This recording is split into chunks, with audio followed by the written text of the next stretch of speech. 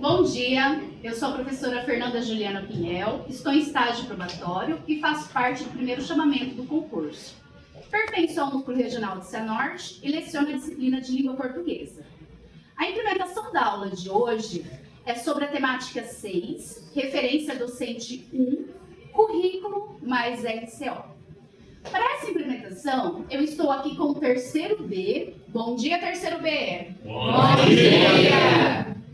Bem, como eu já adiantei para vocês, né? Então hoje nós veremos uma aula do RCO, uma aula customizada, e nós temos como objetivo conhecer a obra Capitães da Areia, de Jorge Amado, e também relacionar essa obra com as características do modernismo da geração de 30, o romance de 30 que nós já estudamos, bem como reconhecer alguns elementos da narrativa nesse romance, tá?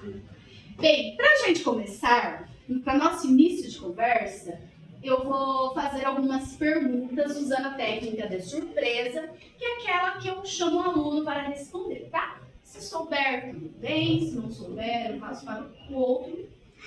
Primeira questão.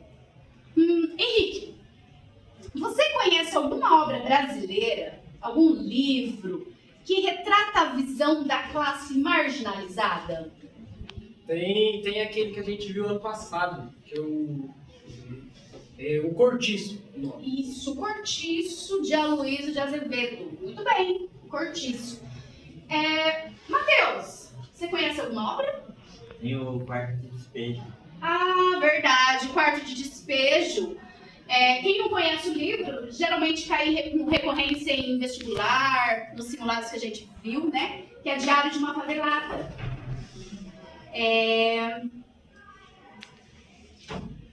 Vamos para a próxima questão. Você já ouviu falar da obra Capitães da Areia, de Jorge Amado? Larissa? Já ouviu falar? Não lembra? Pronto, eu lembro. Lembra? Sim, eu conheço a obra, mas eu ainda não li o livro. Mas já assisti o filme e eu achei muito bom. Isso, muito bem. Gente, boa observação. Esse livro que vocês vão conhecer hoje, do Jorge Amado, tem um filme, tem a versão cinematográfica de 2011. Até quem foi diretora é a neta do Jorge Amado.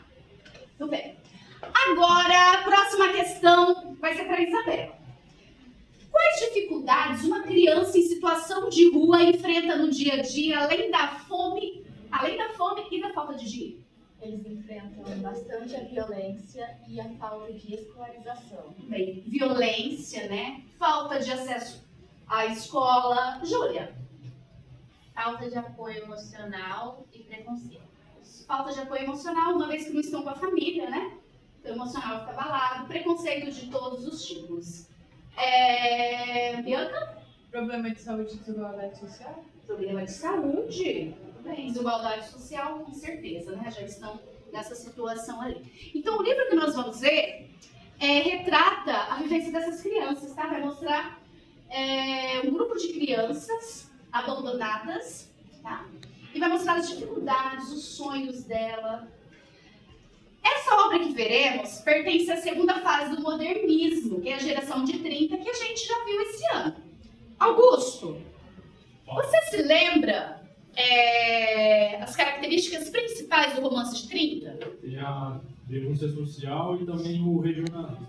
Isso, a denúncia social e regionalismo, né? Tem aquela obra, né, Vidas Secas, que vocês fizeram trabalho, de Graciliano Ramos, também se enquadra aqui no romance de 30. Beleza, vamos lá então. Agora nós veremos um pouquinho do enredo, tá? Nós temos aqui, ó, cenas do filme, tá? Capitães da Areia.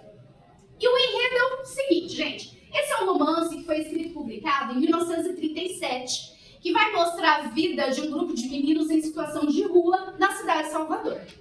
E eles moram às margens do cais, ali do mar. E são conhecidos pela cidade como ladrões e malandros. Mas por trás dessa imagem estão crianças órfãs e abandonadas, que enfrentam a fome, violência, preconceito todos os dias. Apesar das dificuldades, cada menino ali tem seus próprios sonhos, A amizade e a união do grupo funciona como uma espécie de família improvisada.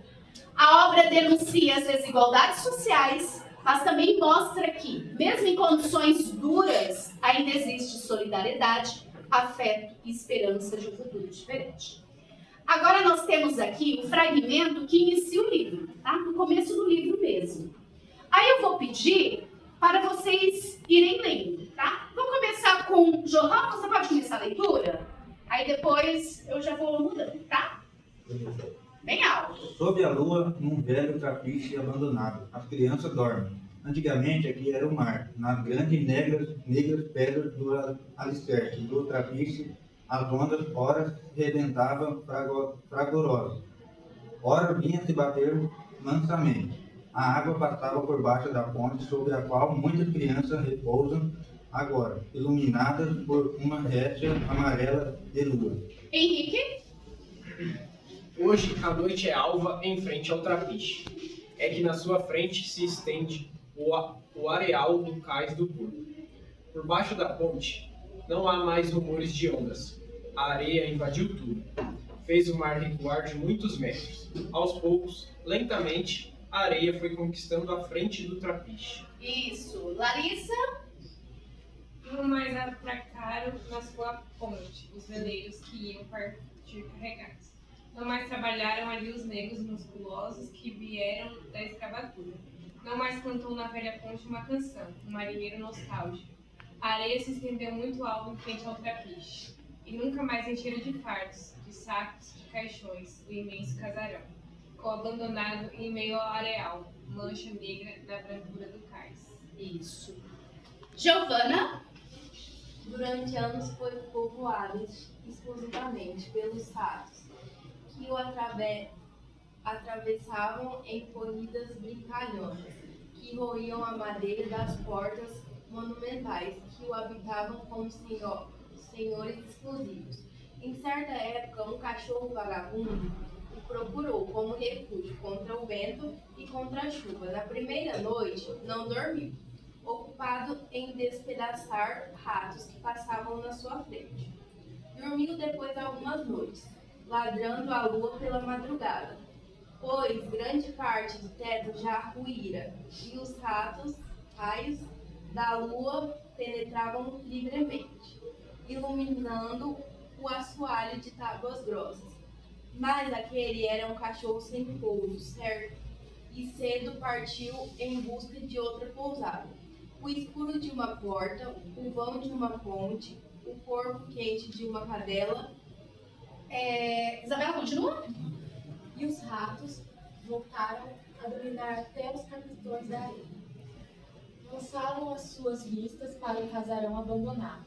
Neste tempo, a porta caíra para um lado e um do grupo, certo dia, em que passeava na extensão dos seus domínios, porque toda a zona da areia do cais, como aliás toda a cidade da Bahia, pertence aos capitães da areia.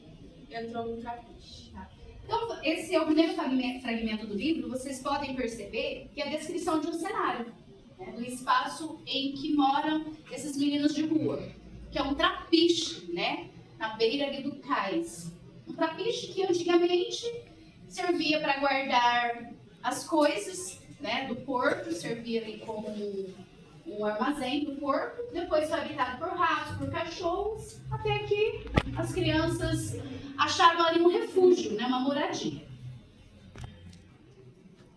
Nós vamos rever agora algumas características do gênero romance. Então, o romance é uma narrativa extensa, escrita em prosa, isso vocês já sabem. Nós temos lá ação, lugar, o espaço aqui, o cenário, tem bastante importância nesse livro. Nós temos o tempo, os personagens, narrador, tudo isso que vocês já sabem. É importante chamar a atenção para vocês aqui, para nós relembrarmos os tipos de narrador, o foco narrativo. Então, nós temos o narrador em primeira pessoa, que é aquele que faz o quê? O narrador em primeira pessoa. Isso, é aquele que participa da história. A história que ele conta, ele está incluído nela. Ele é o narrador, personagem. Ele participa e geralmente ele é escrito em primeira pessoa. O narrador observa observador em terceira pessoa é aquele que só observa. Tá? E nós temos o narrador em terceira pessoa onisciente. Esse onisciente, ele sabe de tudo na narrativa, desde os pensamentos dos personagens, desde o passado, enfim, tá? Ele tem acesso a tudo. Importante a gente relembrar aqui esses 3 tipos de narrador para a gente dar seguimento agora, porque nós temos aqui nossa mão na massa, tá? Essa atividade vocês irão fazer no caderno. Vocês terão tempo de 5 minutos, para vocês copiarem essas 3 questões sobre o fragmento e responderem no caderno. Vou explicar rapidinho aqui para vocês, depois vou dar o tempo para vocês responderem. Primeira questão, qual o tipo de narrador presente nesse trecho? O tipo de narrador, se é primeira pessoa, se é narrador em terceira pessoa, se é só observador ou onisciente. E de que maneira isso se evidencia no trecho? E que efeito essa escolha tem na narrativa? Se necessário, eu volto depois um trecho para vocês observarem, para tentarem detectar que tipo de narrador que é. De que forma a presença dos ratos e do cachorro contribui para a caracterização do trapiche? De que forma os ratos que lá habitavam e os cachorros contribuem para essa caracterização, né? Vai simbolizar o quê? Mostrar o quê? Que aspecto social começa a ser sugerido no trecho inicial do romance? Tá? Então, fazendo no caderno 5 minutinhos para vocês.